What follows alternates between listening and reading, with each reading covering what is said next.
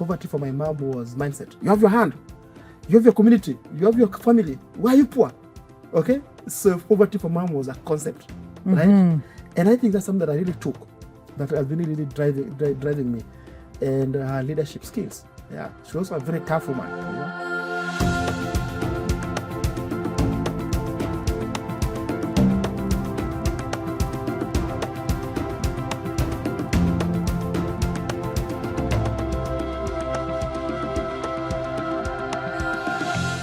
Hello there. Welcome to Transcending Boundaries. I'm Reeta Roy.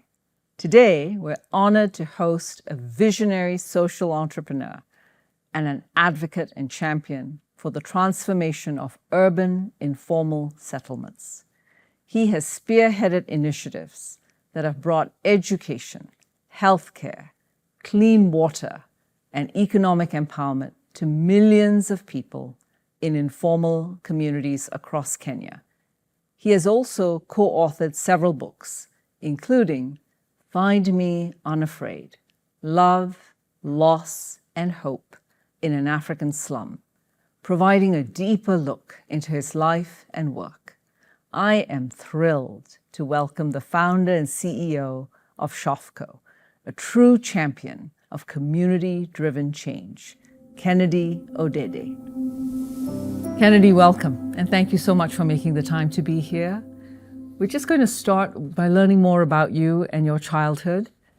I know, and I think our listeners know, that you grew up in Kibera in Nairobi. It's one of the largest informal settlements in the world. Tell us a little bit about that childhood and tell us about how you experienced perhaps important moments in your life during your childhood. Yes, so thank you.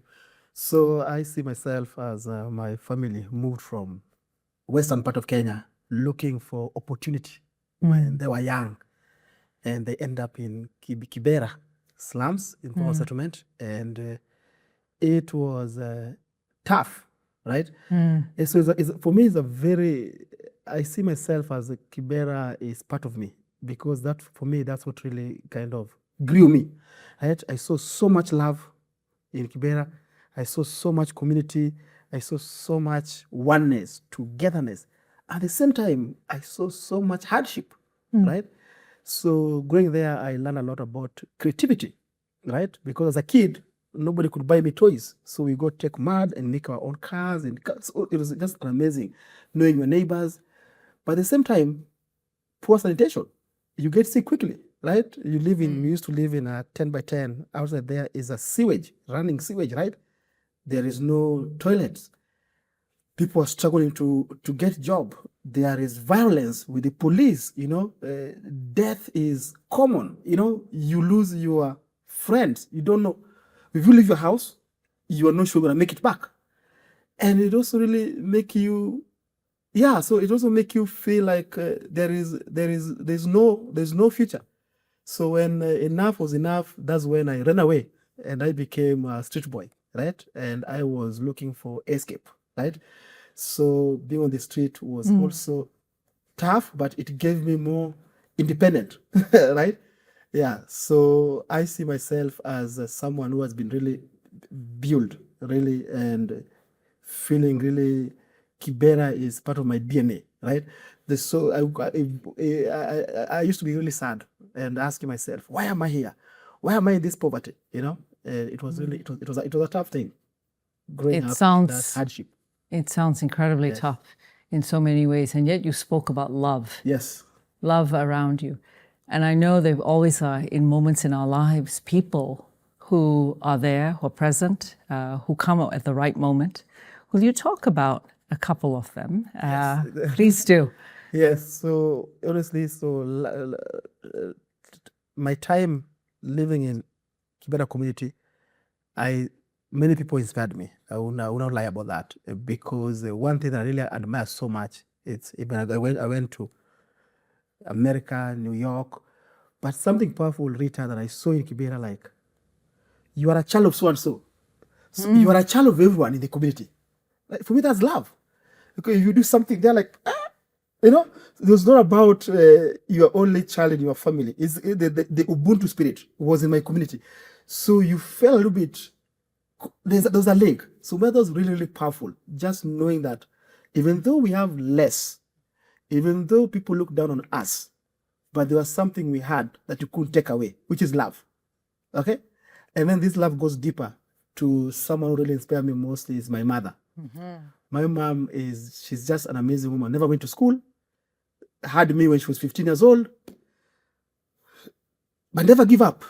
And a couple of stories I learned from her even before I became a community organizer. She was the one doing organizing with women. Merry-go-round, her money was being stolen sometimes. She will never tell the group. She will go wash clothes, and bring back the money again. Nobody will know, right? That the money was taken away. And then she told me that if you see a snake, you don't have to wait to look for something to beat the snake. She said that whatever you have, beat the snake. For her, that any problem you face in your life, you don't have to wait. If you want to help, you don't have to wait to be rich. Okay? Oh, one day I'll be rich and I'll help people. Mom says no. If you can help people with what you have now, no way. So for me, I learned that values from her. Another thing is that as kids, neighbors could have some nice food cooked there because we live in a congested place, live in small places. So we were not allowed to eat at other people's house, which I found weird because we were hungry. We never had food. So mom will be like, go there in the house, put the cooking oil in your lips to look like you've eaten. I'm like, so I call that dignity. She's a lot of dignity. So I'll be hungry. And I'm like, mom, you have to survive, right? So so it's really, So I learned those qualities of leadership from her, right? Not giving up. And she never believed you are poor. You said, mom, you're poor, you're going to fight. Poverty for my mom was mindset. You have your hand. You have your community. You have your family. Why are you poor? Okay? So poverty for mom was a concept, right? And I think that's something that I really took, that has been really driving me. And her leadership skills. Yeah. She was also a very tough woman. They say that. Yeah. Yes. So those are kind of the lessons I learned from her. Yeah, I remember reading the book that Mom has some amazing quotes in your book and some amazing sayings. And she must have been, and she still is, a woman of great faith. But she has a wonderful quote to say that God's really busy. God's very busy looking after big problems. Yes. And that so you also have to help yourself to look after other problems. Yes, and that, which is a phenomenal thing about self-reliance and taking your own agency and applying your creativity. Now, there's also another woman who is important in your life, and that's your partner and your wife, Jessica. And together, both of you have really grown SHOFCO, your organization. How has she also shaped your outlook? What have you learned from Jess? Wow, yes. This is very interesting. So I was, 23 when I met Jess. Now... She came to be your intern. Yes. Now I'm 40 now, So many years ago. So what happened was that I was a community organizer.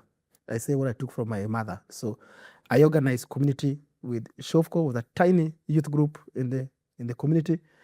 And I used to have one email that I checked once after a month, because I have to walk from Kibera to the city. So one day I got an email from this lady who wanted to come to work with SHOFCO. She had about SHOFCO. And I said, no, we don't want people coming to help us. We're helping ourselves. Helping ourselves. That's what my mother believed that. Yeah, but she keep on insisting. So I have to go back. Something else I learned is that you cannot just make decisions. So I went back to our group.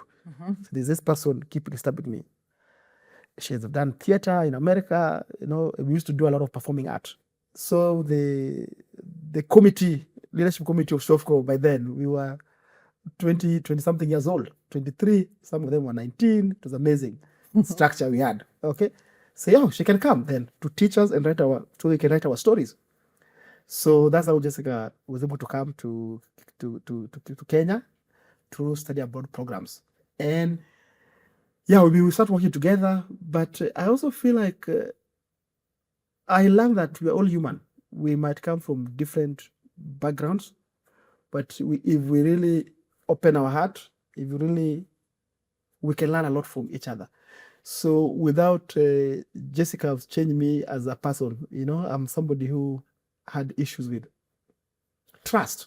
Yes. We've been abused now and then, right? With Yeah. the system, right? So I used to Jessica knows that. I used to didn't like anybody from elite. I know that's weird, right? I was like, nobody care about us in the poverty here. We live ourselves. We don't want anybody from outside, But here there's this American lady here, right? Yeah. So that was an eye-opening. And she was able to listen a lot, to understand us. She really listened, okay? And I love that. She also told us how much she was learning from us. And that made her survive with us. Because this is somebody who come from a very good university, coming to a community and telling us, I'm learning so much on leadership, how organizing, that really made us so good. And Jessica and I work together. I am more people, grassroots. Yes. She is really detail-oriented. Sometimes drives me crazy. Because, it's true, it's interesting. Because the way SHOFCO started, it was not that thinking of, we don't want to think about the details. Because the details will remind you, there is no donor. Okay? You don't know how to write proposals. How can you sustain your organization? Okay? So for me, it was like, this is a movement we're doing now. But Jessica really concern was to make us think that way. So her coming into our life, into SHOFCO, really changed things a lot. And we ended up marrying each other from friendship. Yes. Yeah. Yes, a wonderful story, amazing story, Yes. actually, a beautiful one. Yeah. That's great. So what you're really talking about is how much all of us have to learn from each other, what we can teach each other, and what we can do together. Yes, and also have to change our prejudices. Even me, I was the person like, what's she coming to do here, right? I had also to relax, and learn. Really, really. So when you start seeing each other as human being, everything starts changing, right? It does. Because all these things is what I believe that nobody care about us. We are in the slum. We are in poverty, right? But really, you see, but somehow I never want to understand the other side of the story. When I started growing up and meeting some Kenyans who are doing well in life, they're telling me, but we were scared. How do we come to Kibera, Kennedy? We wanted to come to, right? So you see, there's a lot of things that we assume. So all this is about just listening and understanding. And understanding. So that was Jessica taught me. Yeah. That's wonderful. I want to go back for just a moment to the beginnings, actually, of SHOFCO. You made a comment a moment ago that when you were a little boy, there's no one to buy you toys. And yet the beginning of SHOFCO was with a toy, was with a ball. Yes. A soccer ball. Yes. Which wasn't a real soccer ball, but Yes. homegrown made. It's a soccer ball. Yes. Talk about that beginning. Why a soccer ball? This is interesting. So my life is complicated and it's been a journey of optimistic and hope. So this is a young boy who was into drugs, useless, did not care about being killed or dying because poverty was so much painful. You're talking about yourself. Yes. Okay. Yeah. So, and comes a time that everyone in our life, I'm sure, comes a time whereby we all ask ourselves, how are we living our life? And I feel lucky. I asked myself when I was 15 years old, right? This is too much, right? And we are all escaping. I was on drugs for escape. It was tough. I was escaping. Every time I was on my drugs, I was feeling like, woo, I don't feel anything until, but the reality keeps hitting me. So when I started reforming myself, because I believe that you will, and this is a challenge. We have leaders who want to be leaders, and yet they have not transformed themselves. If you don't work on yourself, you can't support other people. Okay? You need to deal with your demons. So my demons a lot. So now as a 15 years old, I stopped. And I knew it was hard for me to leave these addictions. So what I did, I fell in love with books. And how did you get the books? So I got this from our parish. There's a man from Ohio gave me these books. Then even if I have any money, I'll go to town and just buy books. It has to be a book that is inspiring. So I fell in love with Dr. King, right? So Dr. King, so really, I talked to them. This is a crazy part of me too. We didn't have mentors around, right? So for me, I read these books. I'm like, wow, what could Dr. King? If Dr. King was born in Kibera, what could he do? So I realized that Dr. King came from a small church in Alabama. I love that part. And then by that time, everybody, people of color really liked going to church and being together because they felt at home. Kennedy, what about you in Kibera? What do we love? We love soccer, the football. That's our thing. That's how Dr. King started from a church and something became beyond the church. So my dream was, can we start what we love already? The youth love playing soccer or football, whatever, right? So that's how I started this football. But I told them, listen, guys, this is just a way because we love this. We'll do tournaments, but we have a bigger deal, bigger thing. The future is this ball will be something bigger. So that's how we started. And then we could talk about our issues. We could do our own therapy. I realized that because of life of hustling, every young person was busy searching for job. So nobody. And I also lost my friend. Yes. From suicide. And he was been looking for me. I also busy hustling. So we never met. And then, it's gone. So that was powerful. That was really devastating for me. And I'm like, okay, we're not just playing. We sit on the circle. We share. We are here for each other. That's how SHOFCO started. And then where I'm working, there's a space for job. Oh, where I'm doing this, So it became a place where you get information. And you know that you are seen. You are seen. And you are not alone. Whatever happened to our friend will not happen to us. Because our friend has no one to talk to. So he took this life on himself, right? So that's how SHOFCO started. And that's why you see that up to now, our great ingredients is community, listening and being there for each other. Right? And that sense of hope. And that's why SHOFCO is really about shining and hope. Yes. And I was looking for this too. So we were in struggle because some people wanted to call it Kibera Stars, Kibera what. But I don't know if we can see the future without knowing. But I had a prediction. And I remember this is so funny. I said, why all these organizations coming here in Kibera? We also one day have an office in New York. Why not? Why not? Why not? And now you do. And I'm like, no. We're not going to have from Kibera to New York office. And we'll maintain our Kibera to be the headquarters. So we can't call it Kibera something because it's going to be bigger than Kibera. So that's how I love the word hope, shining up for communities. We are the hope. Okay? And then I believe that from my mother again, let's not worry too much of resources. Let's worry about trust with the community. Let's worry about being positive. And I believed, okay, if there is universe, if there is God, whatever is there, will be like, they're doing something good. Something good must happen to them, right? Yes, that's right. That's right. Wow. Your mom is wise. Yes. Yeah. And what you're giving us a sense of is that there's hope, there's trust, there's love, there's seeing each other in this. So let's fast forward a little bit to the present. Today, SHOFCO is well known. You're well known. Yeah, you have more awards than I can remember, whether it's World Economic Forum, Time Magazine, Forbes, you're everywhere. And SHOFCO is seen and is admired, and people want to learn and to think about what they can do elsewhere in their own community and achieve and serve and still stay grounded, connected. What's your plan, your dream now for SHOFCO? So let's go back a little bit. Okay. Awards and all those things that SHOFCO we have won. So it's something that I really try to keep up to now.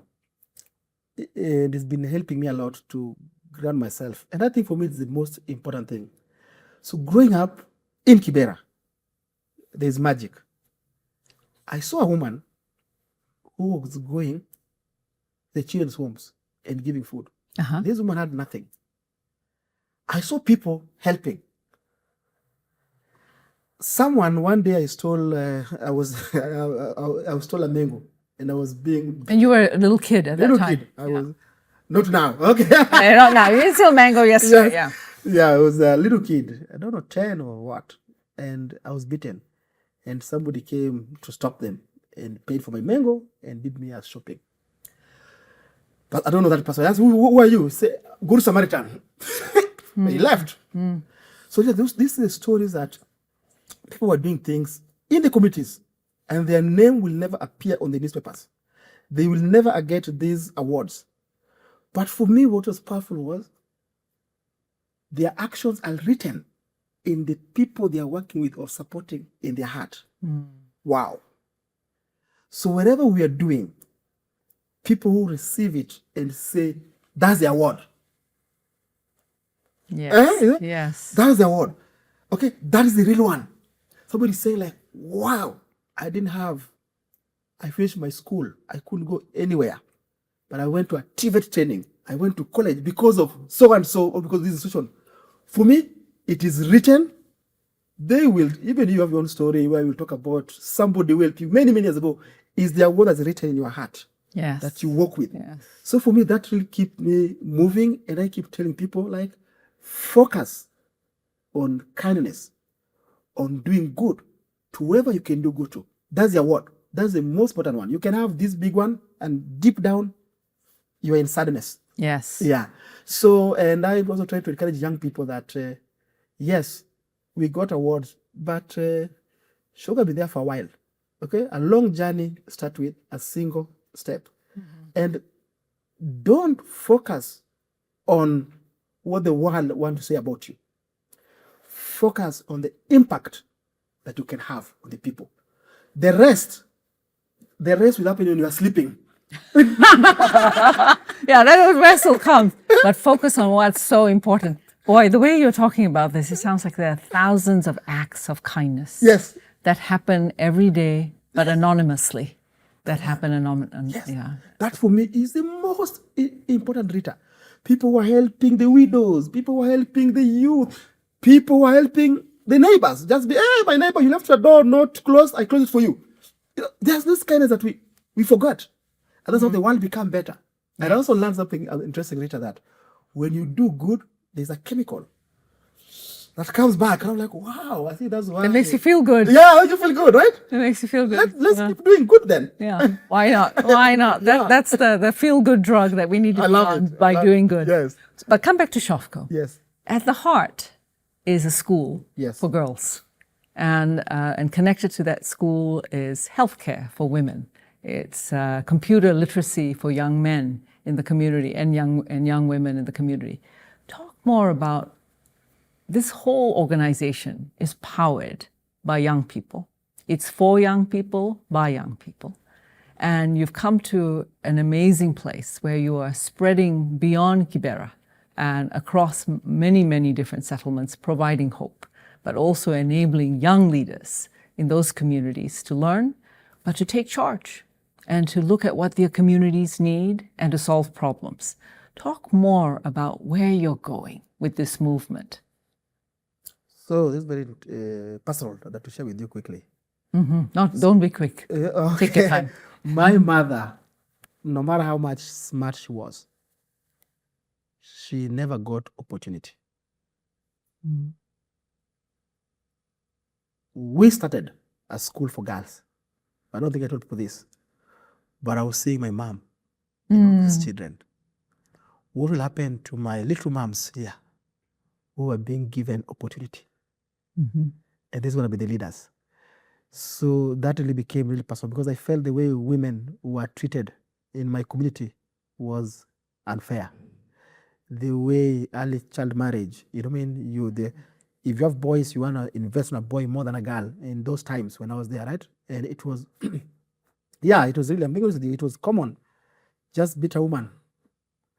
Just beat a woman. And people are like, oh, I remember neighbors where you say, hey, stop. We want to sleep, men saying. It's not about to beat, but we want to sleep when we are going for work, right? So this is really traumatized me. Like, why people behave like this, you know?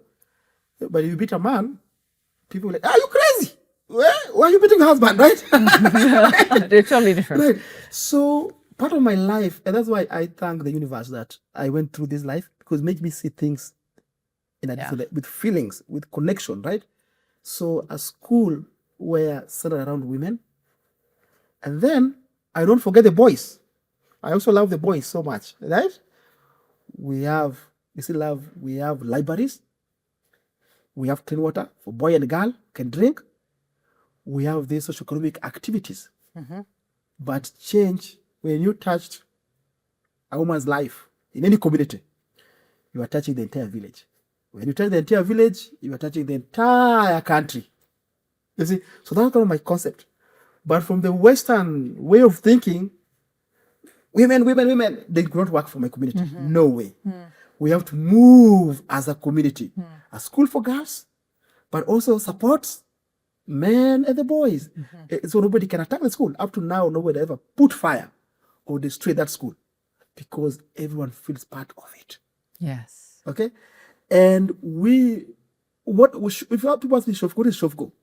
For me, SHOFCO is what is real way of doing things in Africa. SHOFCO is what our great-grandfathers used to sit under the tree and find the solutions. We just took it to the next level. There's nothing unique. Our great-grandfathers used to listen. We used to solve problems.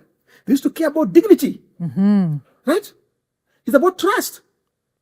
You can't work if you don't trust me, I won't work with you. That is our foundations. SAN, SHOFCO Urban Network. What is happening in Kibera is not the same in Mombasa. It's not the same in Kisumu. But we have to work with the locals. They have to organize themselves. What do you need? For example, I love this story. So when I go to a community in Kisumu, we're like, I don't know what to do here. They tell me, that event is bad. You see? No, don't take our kids there. But I say, what's the solution? There's one, that's the only good one, is this one. Because you listen. But you come from leadership of top down. Yes, doesn't work. You know everything. You say this event doesn't work. So I've been really loving, but people think it's unique. I tell them, no, this is African. This is a way of our tradition. This is how we used to lead. This is how we used to work. In our leadership, there was no lead. A leader used to be behind. Seriously, the leaders, go back to your grandfathers, the Kenyans and Africa knows this. They used to be they spoke last. They knew it's called service. Yeah? I love their stories. It is about service. Okay? And they have to get the list. And they will take everything and summarize. And everyone will feel. There was no signing agreement. People were shaking hands. And that was their word. And they were heard. Right? Yeah. Well, this is fantastic. Yeah.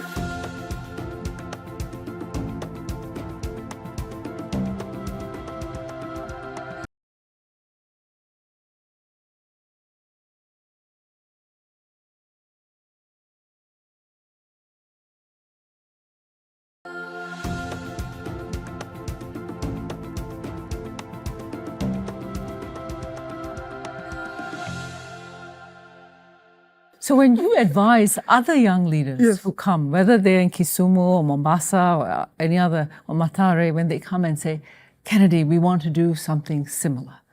How can we learn? Where do we start? What do you tell them? So we have grown by working with these leaders. If you go to Mombasa, if you go to Kakamega, you'll see that in other places, you see that SHOFCO, the difference, the sun, right? Because them. You have to start from somewhere. And I say them, and I love this because this is a thing that is in Quran, is in the Bible. Whoever has nothing, whatever they have will be taken away. Okay. Whoever has something, they'll be added on. What do you have? I had a soccer ball. I have a ball. So then they start thinking, so I want them to know they have something. Build on what you have. Don't go search. If you want to work in your community, you're a leader, whatever you're doing, what do you have? You are a CEO of a company, what do you have? If you are running an institution, what do you have? People always forget that. Because for me, is to build on what you have. You can't build from zero, right? If you want to find, and young people start being like, oh, wow. And honestly, they do it.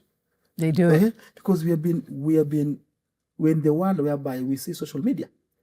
We see the new SHOFCO now, right? And you're like, oh my God, look at SHOFCO, wow. But you forget it started in the slums with nothing in the middle of Kibera slum. But what was there was hope. And hope is built on what you have. And then you dream for tomorrow. That's powerful. Yes. That's powerful. I was going to ask you, how do you stay grounded as a leader, and how do you ensure that your organization stays grounded? When people come saying, you're wonderful, you're fantastic, we want to give you another award, we want to do another show, we want you to write a book, and yet the truth is staying grounded. Yeah. How do you tell them there's a couple of things that are happening that, I took from our Ubuntu spirit, which you know what Ubuntu is, right? Is that you don't have to fight for leadership. Leadership is not about fighting. Leadership is something you earn. Hey, I'm a leader! My friend, you're not a leader. That's Leadership is trust, Rita. The way you move, the way you do your things, people have to be like. But what I've learned is that you have to be conscious, be aware. I see myself as a founder. I see myself as someone who'll be lucky to go to study abroad. So I have to give so much. So which means while my team, I have to make sure my team is pushed. My team also get the light. But I have to, every time I go this award, I have to go back to my team and tell them, it's you. Without you. It is true. I couldn't get this, So just remember that, I know it's bad to say this, but it's good to remember that you are not that special, or Kennedy, right? We are not that special. Because when you have that, we are not that special. But somehow, there are people who have worked hard to make us where we are. If they stop what they're doing, we fall. Yes. So I have to remember them, right? So for me, I put myself grounded by just reminding myself. It's easy, I won't lie to you. I go and meet with these famous people. Oh, wow! I'm like, Kennedy, remember why you started SHOFCO. Okay, I got it now. Okay. So let's go back. It's good to walk forward, but take our step back and think, why did we start? Why did you put your first step, second step? It's very interesting. It will take you somewhere interesting. Because the more you go, you're achieving. The more you achieve, you'll forget where you started. Yes. So every time I remember, Kennedy, why did SHOFCO start? Was it for glamour? Was it for you to get awards? And then that takes you back. And then knowing that you are not building anything for yourself. This is for future generation. Because you are just passing by. So how do you make sure you create the leaders who will continue? So for me, I ground myself by remembering you are a street boy. You had nothing to eat. You were beaten for stealing mango. So you did not work hard to be this. So remember, and are you fulfilling what you started? So that really makes me humble. And then, of course, my mom and my wife, they would allow me. What they my mom way. says this. My mom is like, don't have a big head. And I say, Mom, what's the problem with the big head? You have a big head, too heavy, and you will fall. Very practical. I know about that. Very practical. To do that. Oh, that's fantastic. Kennedy, we were talking about how busy you are now and how much, there's so much work to be done, so much more to be accomplished. And of course, you don't do it alone. Yes. But how do you find those small, quiet moments within yourself? And how do you find a way that works for you to have that balance, in the busyness and yet the quiet, to see where you're going, to make sure that Kennedy is still grounded? How do you do that? So right now I have 3 children under the age of 6, and it is a lot of joy. And you also realize that if you just keep work, you will lose time with them. So you have to do all these things together, the holistic. And I think you and I are having coffee, we discussed that. And I agree, it is about finding peace wherever you are, right? In my office, I have a small picture of my children, all right? So I'll be in a Zoom, but I feel connected. Okay, so I'll be in a holiday, but I can still do some work. So I think you got it. So it's all about knowing that the work will always get heavy and heavy and heavy. The age does not wait for Kennedy. Yes. Right? Remember that. I remember that. I try to remember that all the time. The age doesn't wait. So do I want to leave SHOFCO and then be like, oh, when I'm done with SHOFCO in the next years, whatever, then I will have peace of life. And then, so right now I am working, and it's a step by step. It's not easy, and every day I think I'm getting better. And how work is, we're in the ocean. Are we together? We're in the ocean. We're In the together. ocean, and there is a wave. Yeah. Sometimes high, sometimes low. Okay, can we just stand still in that boat or ship and just and let we go with the work, but we still enjoy? Incredible. I feel like I'm being in a masterclass on leadership, on life, on how to think about balance, and think about service and what it means to lead, which is leading from behind and letting others shine and let their work speak for themselves. That's phenomenal. And then there's something else that's interesting, leading from behind. Is the people, I feel bad for people. People don't get secret. There's more you get than people think. You know why? Jealousy goes down. Jealousy goes down. Yes. Why is jealousy? Oh, Kennedy, I'm cool. Okay? Kennedy, if you're humble, humility, okay? More people try to connect with you. Even your team. Jealousy starts coming if you start thinking you're important. You attract that negativity. The more you're humble, I remember I was somebody, I think I was with you somewhere in a conference. Oh my God, I can't believe you're Reeta. You see? If they had Reeta, would be like, but when they see you, like, oh, what? I can't believe. So that happened to me also with me. People come and say, I can't believe the guy who was on the Times. I'm like, you see? Because that was jealousy already being built. Okay? But if you are really grounded, you attract less negative energy. Because we are working together. I love your book.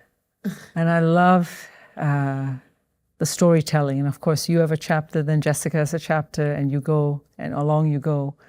Talk about the process of writing and what it took to reflect on your stories. And maybe it came easy, right, because you have all these amazing things which your mom taught you. But talk about that process and what it did for you. So Reeta, the book, I was 25 or 26. Whoa. So now I don't know what. Right? Can just forget about that. We wrote the book. And where was the book? The book for me was a story of hope to other people who are going through something in life, to learn from that you never know the future. You don't give up in life. And then use your life. And don't say, as my mom said, don't be like, I'm going to be rich, to be educated, to do something. Start doing something. Get the chemistry of doing good, kindness. We talk about that, right? So the book, two things from the book for me. One was that. Another one, it was my therapy. Because whatever I went through in life, I blocked. It was too painful, some of them, right? So when I was reading the book, there was a moment I was crying. There's a moment I cried a lot. And then I thought about myself. I said, okay, you know what I'm going to do? This book is not about telling people this leadership. What? The book, from my perspective, it's a movie.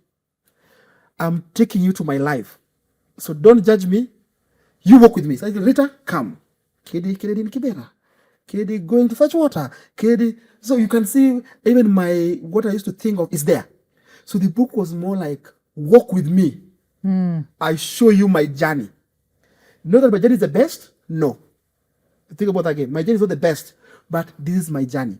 So you just sit down and watch and walk with Kennedy. Okay? That was the book. So I need to take you again to the Kennedy with the gray hair now. Yes. Youthful as ever, though. Youthful. Yeah. So and then writing a book is difficult. Whoever wants to write a book, my piece of advice, don't wait to get urgent, to get people to help you. they can't help you enough. I was lucky in university. I took English classes for memoir. So I compile things. So every day you wake up, every day you're free, a notebook and a pen, write something. Write something. Then one day, who knows, take those pieces. But if you're waiting one day to start writing a book, my friends, I'm sorry for you. Okay? Too difficult. Just start writing things slowly by slowly. Because new things are happening every day, right? So anything you feel is important for you, write it down. So I think for me that was very powerful. So then you just find out to compile those moments into a book. Yeah, but the moments take you, you're right, the moments take you to your life, accompany your life. Yes. And they also probably, when you read them again, you see something new. You see? See something new. Yes. all the time. It's wonderful, wonderful. Kennedy, there's so many messages just from our conversation here. But if there's one thing you would love someone to hold on to, who's listening, who may watch this, what would it be? Somebody who maybe they're struggling, maybe they're in a different part of their journey, maybe they're doubting their own leadership, maybe they just want to begin to be in service. What's one thing you'd advise them to do? I think, Reeta, this is interesting because people are all looking for solution from outside. No, I'm sorry, it doesn't work. Go deep inside yourself. Talk to yourself. Talk to your soul. It is in you. Whatever you're going through, whenever you're thinking of, whenever you see as a struggle, it is in you. It is in you. What I ask them to do, take your moment, go deep. Because most of the time, Reeta, we know we have the answer, we know we have the way, so we have the solution, but we are scared. So I will look for this person. I will look for example, when I was on stress with drugs, right? I could go to a therapist or a friend or a priest, right? But we do that because we are not ready also. So when you took the next steps, it has to start from you first. The rest will follow. Yes. Even to say that you are going through something, you want to make something, already there's a seed. Because you can't think about it if you're just living. So for you to identify that there's something in me, there's something I'm going through, there's something that's saying that there is a seed in you inside. Go back to it again. And if you go back deep, you will see the light. Kennedy, one of the most powerful things you said was the spirit of Ubuntu, that it has been present from time memorial across this amazing continent of Africa. That is how communities came together, tried to solve problems, and sometimes we need to return to those values, to those principles. So when you think about, you're in Kibera, you're in Kenya, you're all over the place, actually. You're all over this world. What would people, or what should leaders, big leaders, small leaders, all of us, call upon when we think about what this continent can do for herself and what we can share with others in terms of changing our conditions, improving our lives, improving the lives of others? How do we go back to think about what is here for us as leaders? So Reeta, what really gives me happy when I think about our home, the African continent, is to be alive in this moment. Because I read books, I love history, and Africa has been portrayed negatively, right? But Reeta, the Africa of today, wow, just to see, I travel. There'll be no economic discussion, even in New York, London, that will not mention Africa. Young population, smart, who are saying they're coming in with a new way of thinking. Look at the startups that are coming in Africa, and look even at how people view Africa now. It's really changing. Okay? Why? The youth of Africa. I look at Senegal, right? I'm like, wow, what's happening? I look at Kenya when the youth feel that this is their country, right? So in the years to come, I think Africa is for power already with the resources, knowledge, and what is already happening, right? The innovative that's going on in Africa. So I think that with the hope of these young leaders coming in, as you can see, everywhere. Yes, everywhere, right? We are heading somewhere. And I love it. You know why again? They also realize that we can't go with the old way of thinking. That's right. Say more about that. Yes? Say more about that. It's no longer about charity. It's no longer about starving Africans. It's now business. Okay? It's no longer about dictatorship. It's no longer about few people controlling Africa. It's now Africa for all of us, the youth. Everyone feel part of it, So I see the way things are done in Africa before is shifting. Time is changing. And this generation, they have taken over social media. They have. Totally. Totally. They have taken over technology, So the way they communicate, So I see that we're going to see a lot of things happening in the continent, And I want to thank our youth, honestly. It's this generation of young people. They're the one driving it. And even the labor, the work. Yeah, so I have a prediction. Tell us what is this prediction? Soon, it will be hard to get to Africa. It'll be hard. Yes, right now, they say it's hard to go to, America. Believe me, I think in our lifetime. It'll be hard to come here. Hard to come to America. We're too competitive to come here. That's great. I can see that because what's happening in Africa is magical. There is a wind of change. There are things happening that Africa is the place to be. That's right. That's right. That's wonderful. Yes. That's a wonderful image. Yes. And in that same spirit, Yes. where is SHOFCO going? Where is SHOFCO going? Yeah, so SHOFCO now is talk about the youth. We are really working to really partner with the government to ensure also we have these voices of the youth, of the people to be on the table. That's what we're working on. So right now, in Vihiga County, Nairobi County, we work with this county government to ensure they listen to the people. Okay? I know they want it, but they don't know how. So our job is to bring these voices to them, right? Yes. To make sure which TV doesn't work. Why? Okay? Work on the policies, right? And I see we're going to have leaders in the country who are more aware, who are more engaging, who talk to the government in a way that they feel listened, right? Yes. And the African youth again, as I work with SHOFCO around the country, they want to be listened. They have a lot to do for the country, but they want to be listened. Yes. And we are working on that too. That's fantastic. Yes. Yeah. Being at the table, Being at the table. your voice is heard, Yes. but most importantly, action. Action that follows. Yeah. That is terrific. Thank you. Thank you. Kennedy, for your leadership, for your inspiration, for your energy, your good humor, the wise things that you share with us from your mom. Yeah. Thank you.